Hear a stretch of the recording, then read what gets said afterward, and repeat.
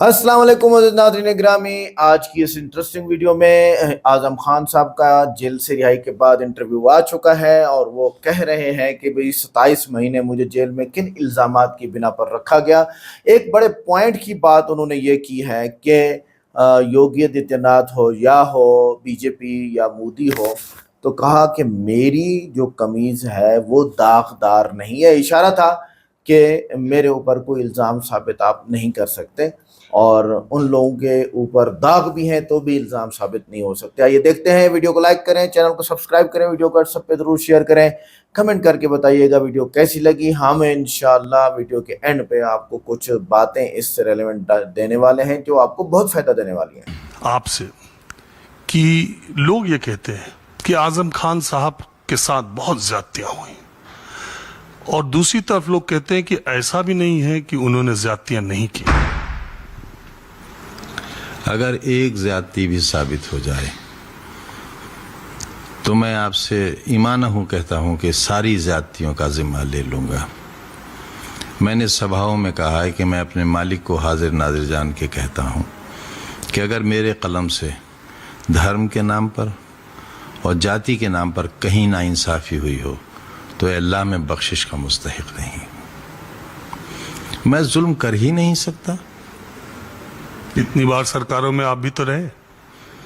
इसलिए रहा कि मैं लोगों के साथ अच्छाई करूं। किस लिए करता है बुराई? क्यों लोग कमीशन लेते हैं, क्यों रिश्वत लेते हैं? ताकि वो एक आराम के घर में रह सके। मैं एक गली में रहता हूं, मेरे घर में धूप नहीं आती, मेरे कमरों में हवा नहीं आती। बरसात में मेरे घर में 2.5 फीट पानी खड़ा रहता है। मेरे बेडरूम में रहता है, आज भी रहता है। जो शख्स 50 साल की सियासत में लखनऊ में एक कोठरी अपनी नहीं बना सका, आईडी रेड हुआ, ईडी रेड हुआ, आईटी की छापा हुआ, सीबीआई जांच हुई, पूरी दुनिया में नामी बेनामी नाम पर एक पैसे का, 1 इंच जमीन का, एक इमारत की ईंट का गुनहगार नहीं हूं। और इसी वजह से बिल्कुल साफ है दामन मेरा। जिन जमीनों का मुझ पे इल्जाम लगता है वो जमीनें लोगों ने कब्जा की थी, सरकारी जमीनें। मेरे ही मजहब के लोग थे, बल्कि मेरे कबीले के लोग थे, वो मेरी जात के लोग थे, मेरी जात के लोग थे। जब वो लोग मेरे पास आए तो मैंने कहा कि देखो भाई, जब सरकार कोई स्कीम चलाती है तो मौका नहीं देखती है, वो नक्शा बिछाकर अपनी ज़मीनों को इंगित करती है। अगर तुमने ये ज़मीनें ली हैं तो इन्हें वापस कर दो, या मुझसे कहो मैं इसका पैसा उन लोगों से दिलवा दूं। लेकिन मेरी ये राय है कि इस पर कुछ बनाना मत, क्योंकि अगर तुम बनाओगे तो सरकार फिर उस बने हुए को नहीं देखेगी आपके। और ये ज़मीनों पर कोठियाँ नहीं बननी हैं, कोई गेस्ट हाउस नहीं बनना है, कोई फैकल्टी नहीं बनना है, कारखाना नहीं लगना है। ये आसरा योजना के तहत गरीब लोगों के लिए 1 कमरे का मकान बनना है। मैं कहां से गुनहगार हो गया? जमीनें सरकार की थी, कब्जा सरकार ने लिया, बनवाया सरकार ने। जो मुकदमे आप पे दाखिल हुए उस मुकदमों में जिक्र है कि आप किसी एक अधिकारी थे पुलिस, उनसे लोगों पे मुकदमे करवाते थे, उनको जेल भिजवाते थे, जो लोग आपको जमीन नहीं देते थे इसी यूनिवर्सिटी के लिए। यही तो मुकदमा है आप पे। किसी एक मुकदमे का जिक्र तो कर दीजिए आप। 4.25 बीघा जमीन यूनिवर्सिटी के अंदर आज भी है, जिसका मुझे नहीं पता कहाँ है। जिन लोगों की वो जमीन है उन्हें भी नहीं पता वो कहाँ है। उन लोगों से बुलाकर मैंने कहा कि भाई, किसी के नाम 10 गज है, किसी के नाम 8 गज है, किसी के नाम 20 गज है, पुश्ते नहीं जमीन उन लोगों की, कि आप या तो इसकी कीमत ले लो, जो दूसरों को कीमत दी गई है वो कीमत ले लो, या जहां आपकी जमीन है वहां आप कब्जा ले लो। उन्होंने कहा कि नहीं, अगर हम आपके हाथ बेच देंगे तो हमें मार डालेंगे। अधिकारी लोग कहाँ हैं? उनके तो सबके बयानात लग गए अदालत में। कि हमारे साथ कुछ गलत नहीं हुआ। आजम साहब, कई बार सोचने पे ये लगता है कि जो लोग सत्ता में रहते हैं हट जाते हैं, विपक्षी दल सत्ता में आते हैं। अभी आपने भी शायद सुना हो, गृह मंत्री अमित शाह खुद पार्लियामेंट में ये बात कह रहे थे, जब ये अभी नया नियम आया था, कोई मंत्री 30 दिन के भीतर जेल जाएगा तो उसको इस्तीफा देना, तो उन्होंने उनके ऊपर कहा गया आप भी जेल, तो उन्होंने कहा कि मेरे ऊपर सरकार ने फर्जी मुकदमे लगाए थे, मैं जेल में गया और जेल से मैंने मुकदमा लड़ा और मैं बरी होकर आज यहाँ पर पहुंचा हूं। मुकदमे तो इससे ये बात तो साबित होती है, खुद गृह मंत्री की बात से ये बात साबित होती है कि सरकारें सियासी लोगों पर मुकदमे करती रहती है, उसका तो उन्होंने खुद ही, लेकिन लोग उससे निकल भी जाते हैं और बरी भी हो जाते हैं। गृह मंत्री खुद उसका एक उदाहरण है, वो बार बार कहते हैं मुकदमे मेरे पे लगाए, मैं लड़ा, जीता और आ गया। बात पूरी आना चाहिए। अर्ध सत्य पूरे झूठ से भी ज्यादा बुरा होता है। उन्हें यह भी बताना चाहिए कि उन पर कितने मुकदमे हुए थे। 1-2 होता तो मैं भी बरी हो चुका होता। 114 मुकदमे मुझ पर, 80-85 मेरी प्रोफेसर बीवी पर, 40-50 मुकदमे मेरे इंजीनियर बेटे पर, मेरी मरी हुई मां पर, मेरी बुजुर्ग बहन पर जो प्रिंसिपल से रिटायर हुई, मेरी दूसरी बहन पर, मेरे सुपरिटेंडिंग इंजीनियर रिटायर्ड भाई पर, उनके बेटों पर, इस शहर के हजारों लोगों पर। ऐसा तो उनके साथ नहीं हुआ होगा, और अगर ऐसा हुआ होता आज भी जेल से बाहर नहीं होते वो। ये मैं एक हिसाब लगा रहा था मोटे तौर पर, जितने ये मुकदमे आप पे हैं और इन पे जो सजाओं का प्रावधान है, उसमें तो 1-2 जन्म और लेना पड़ेगा आपको शायद। जी, एक तो जो मैक्सिमम सजा है वो डाली गई है। मुर्गी चोरी का नहीं है मुझ पर इल्जाम, मुर्गी डकैती का है। धाराएं चोरी की नहीं लगाई गई हैं। 349 नहीं है, 452 नहीं है, 395, 396 है। डकैती और माल की बरामदगी, चोरी और डकैती में बहुत फर्क है। चोरी में मुझे ज्यादा से ज्यादा 3 साल की सजा होती, डकैती में 10 साल। 3 धाराएं थी एक ही मुकदमे में, तो एक में 2 साल, एक में 7 साल, एक में 10 साल। इस तरह एक ही मुकदमे में 19 साल की सजा है। इस तरह अगर 114 मुकदमों की आप सजाएं देखेंगे तो कई लाख साल हो जाएगी। आजम साहब, मैं ये भी सोचता हूँ कि जो लोग सत्ता में रहे हैं, काबीना मंत्री रहे हैं, सरकार जाने के बाद IT CBI इसकी रेड पड़ती है तो उनके लॉकर में पैसे मिलते हैं, उनकी पर्सनल प्रॉपर्टी मिलती है, सब कुछ मिलता है। आप पे जो मुकदमे वो 90% जवाहर अली विश्वविद्यालय में आपने जमीन ऐसी ली तो आपने लाइब्रेरी में ये करा दिया, तो आपने वहां मशीनें कर दी। आखिर मुझे ये लगता है इस विश्वविद्यालय को बनाने का जो यूनिवर्सिटी का सपना था आपका, वही आपके लिए, मैं कहना उस शब्द नहीं चाहता हूं, लेकिन क्या वही आपके लिए कब्रगाह बन गया सियासी तौर पर? देखिए, कब्र में तो जाना ही है। गुमनाम होकर चला जाऊं या गुलफाम होकर चला जाऊं, जाना तो है। तो क्यों गुमनाम होकर जाऊं? लोग याद तो करेंगे कि इस शख्स के साथ कितना अन्याय हुआ था। लेकिन इस सपने को पूरा करने के लिए आप कभी सोचते हैं कि आप भी हद से ज्यादा बाहर तो नहीं निकल गए? कोई एक वाकया बता दें आप। मैं 2 वाकये की बात ही नहीं करता।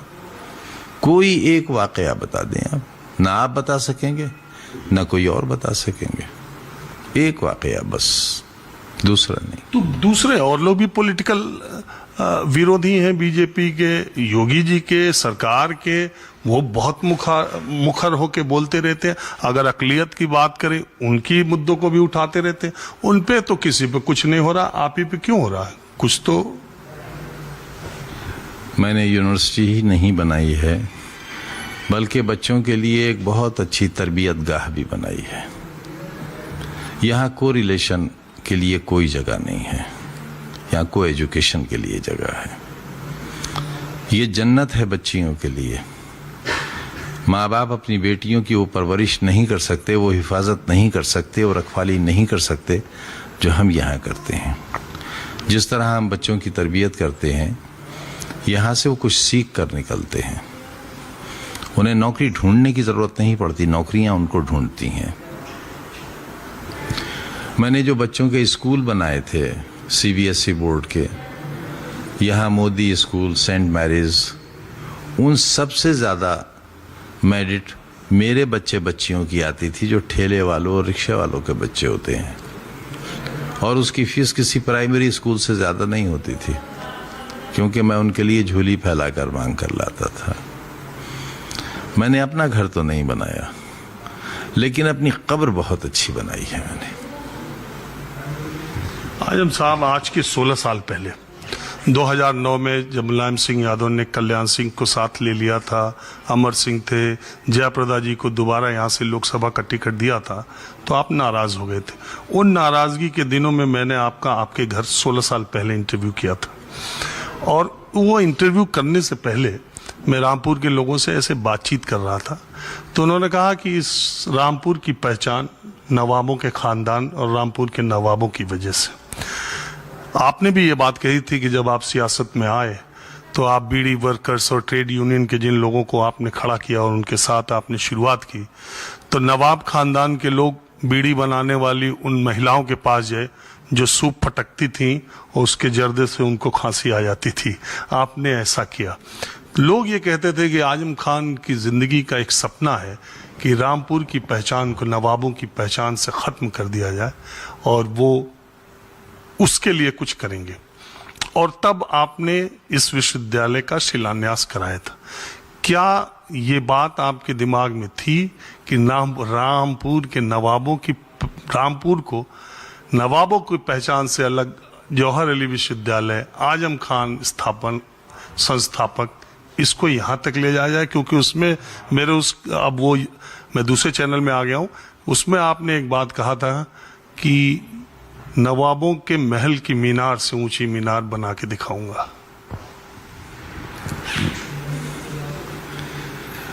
नवाबों से पहचान यहाँ की इस तरह थी कि हमारा सर नहीं उठता था।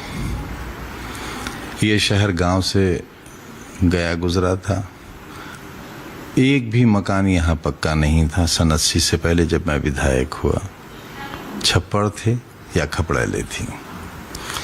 यहाँ कोई नाला नहीं था पक्का, यहाँ कोई सड़क पक्की नहीं थी। यहाँ बड़े बड़े गेट्स थे, एक का नाम नवाब गेट था, एक का शाहबाद गेट था, एक का दिल्ली दरवाज़ा था, एक का बरेली दरवाज़ा था। और ये दरवाजे बने थे उन रास्तों के लिए जिनसे नवाब की अंग्रेजी गाड़ी गुजरती थी, और वो उतने ही चौड़े थे जितनी चौड़ी नवाब की गाड़ी होती थी। अगर आपको इनके चरित्र के बारे में, इनके जीवन के बारे में, रामपुर की इज्जत और असमत के बारे में क्या हुआ है, उसका मैं आपको बता चुका हूं कि आप तो वो पहचान मिटाने में और ये पहचान बनाने में, उस पहचान को मिटाने के लिए उससे ज्यादा ताकत का इस्तेमाल करना पड़ा, अवामी ताकत का। एक चुनाव में किले के मैदान में सबसे ज्यादा बूथ हुआ करते थे, जुल्फ़िकार अली खां और मिक्की साहब उस वक्त MP हुआ करते थे।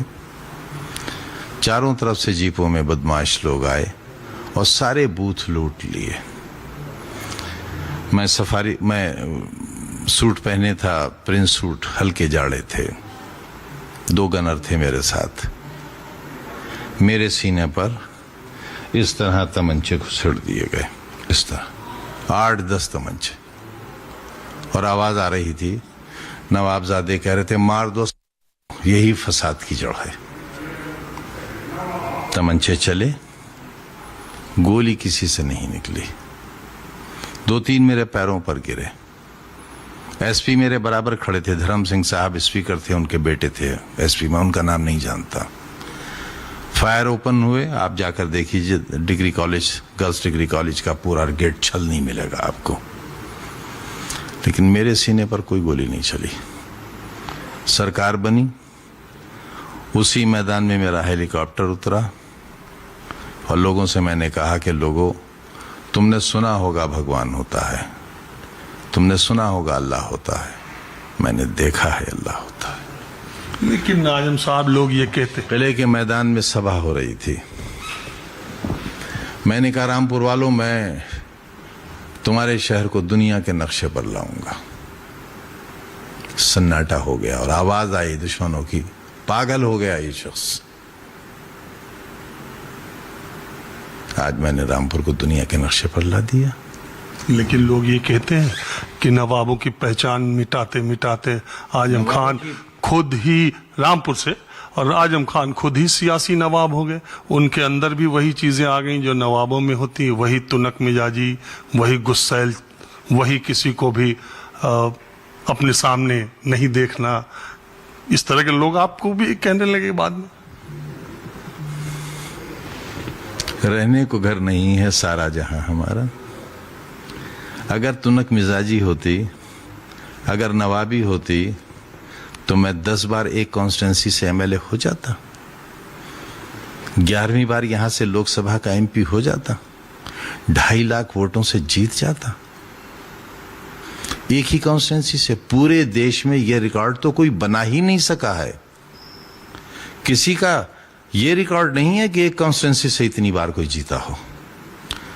तुकन मिजाज नवाब वो जीतेगा।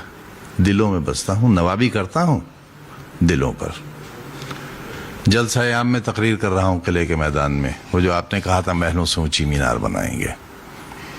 मैंने पूछा रामपुर वालों, ये सामने हामिद मंजिल है, नवाब का दरबार लगता था इसमें।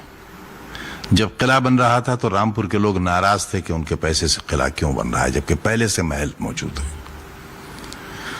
रामपुर वालों की नाराजगी को पहचानते हुए नवाब ने इसके सामने जामा मस्जिद बनवाना शुरू कर दी। लेकिन क्या सोचा है तुमने कभी कि अल्लाह के घर का मीनार नवाब के तकब्बुर के मीनार से नीचा है? लेकिन मैं एक दिन एक ऐसा मीनार बनाऊंगा जो नवाब के तकब्बुर के मीनार से ज्यादा ऊंचा होगा। आप जाकर देख लीजिए जो मस्जिद बन रही है, उसका मीनार हामिद मंजिल के गुंबद से ऊंचा है। तो यही जिद आपकी ना, आपको इस मुहाने तक ले भी तो आई। जिद नहीं, खुददारी। जिन गरीबों को दबाकर रखा गया था उन गरीबों ने हरा दिया, उन्हें महलों में घुसेड़ नहीं दिया, बेमहल कर दिया, बेआबरू कर दिया। असमतों से खिलवाड़ करने वाले अपनी तो नाज़रीन गिरामी, ये थे आज़म खान साहब जो 27 साल जेल में रहने के बाद जो है वो पहला इंटरव्यू इनका मंजर आम पे आया और रामपुर के अंदर इनके खिदमात मौजूद हैं, आज भी हैं, मौजूद हैं और एक मेडिकल इंस्टीट्यूट की बुनियाद रखी जिसे ALLMS जैसा बनाने का मंसूबा है, जिसमें सिर्फ मुसलमानों के लिए नहीं है, सिखों के लिए भी है, हिंदुओं के लिए भी है और यहूदी ईसाई जितने भी लोग वहाँ किसी भी मज़हब से इंसान रहते हैं उन सब के लिए ये इंस्टीट्यूट बनाया आज़म खान साहब ने।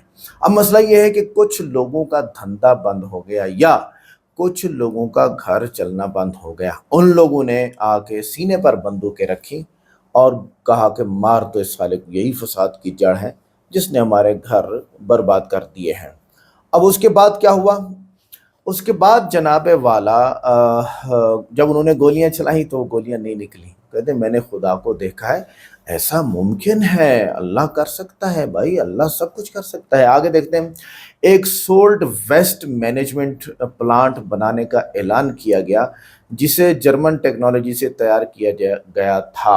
अब आप बताइए ये कैसा है? अच्छा, कचरा इस्तेमाल करके 50 मेगावाट बिजली पैदा करने का मंसूबा भी शामिल है। रामपुर को पूरी है 50 मेगावाट बिजली, बहुत है, बहुत है।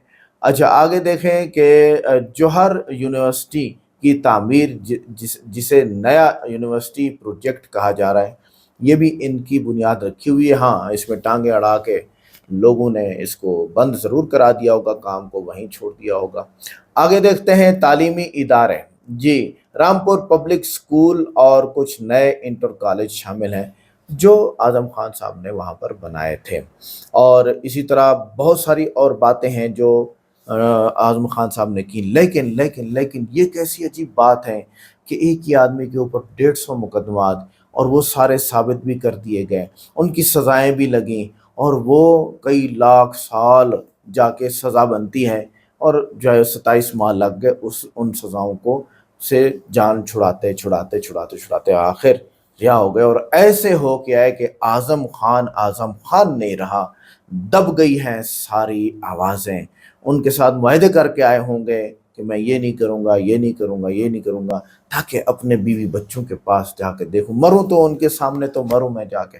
अजीब बात तो ये है। तो क्या हल है इसका, कमेंट करके बताइए। वीडियो कैसी लगी, वीडियो को लाइक करें, चैनल को सब्सक्राइब करें, वीडियो को व्हाट्सएप पे जरूर शेयर करें, कमेंट करके बताइएगा वीडियो कैसी लगी। मिलते हैं नेक्स्ट वीडियो में। अस्सलाम वालेकुम।